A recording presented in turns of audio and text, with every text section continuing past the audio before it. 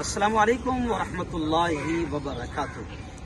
دوستو، اس وقت ہم ممبئی کے مسینہ ہاسپٹل میں ہیں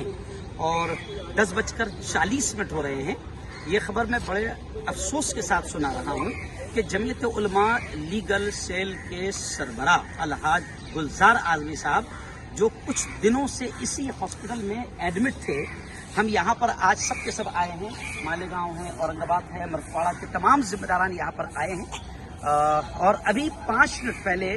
انتقال کی خبر آئی ہے۔ انا للہ و انا الیہ راجعون۔ الحال گلزار اعظمی صاحب کا انتقال ہو گیا۔ ہم سب دعائیں کریں کہ اللہ تعالیٰ ان کی مغفرت فرمائے، اللہ ان کے درجات کو بلند فرمائے، اور جو کچھ بھی انہوں نے دینی ملی خدمات انجام دی ہے، اللہ ان خدمات کا انہیں بہتر صلہ نصیب فرمائے۔ مزید معلومات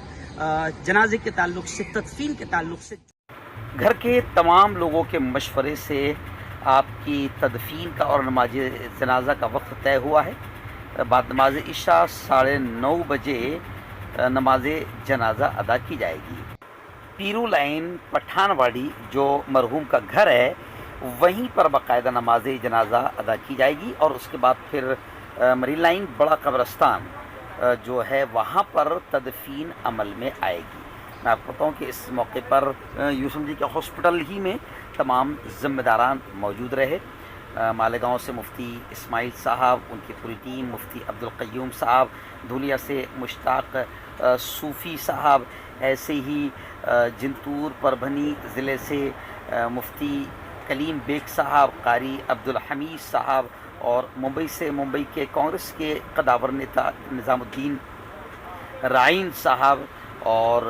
مفتی یوسف صاحب خازن، ایسے ہی الحاج مولانا حلیم اللہ صاحب قاسمی جنرل سیکرٹری مہاراشٹرا، مولانا عارف صاحب، حافظ عارف صاحب، اور مولانا عمری صاحب، محمد عارف عمری صاحب، تقریباً مفتی حفیظ اللہ صاحب قاسمی، ایسے ہی جمعیت علماء مہاراشٹر کے ذمہ دار حافظ مسعود صاحب ناگپور، قاری ادریس صاحب پونا، ممبئی شمال مغربی زون سے مفتی اسلم القاسمی، تمام ہی ذمہ داران اس موقع پر موجود رہے اور تمام ہی کے مشورے سے باقاعدہ نماز جنازہ اور تدفین کا وقت طے پایا۔ ہم سب دعائیں کرتے ہیں کہ اللہ تعالیٰ مرحوم الحاج گلزار اعظمی صاحب کی مغفرت فرمائیں، ان کے درجات کو اللہ بلند فرمائیں، اللہ تعالیٰ ان کی دینی ملی جو بھی خدمات انہوں نے دنیا میں رہ کر انجام دی ہے جمعیت علماء کے پلیٹ فارم سے، اللہ ان تمام خدمات کو قبول فرمائے اور انہیں اس کا بہتر صلہ، بہتر بدلہ نصیب فرمائے۔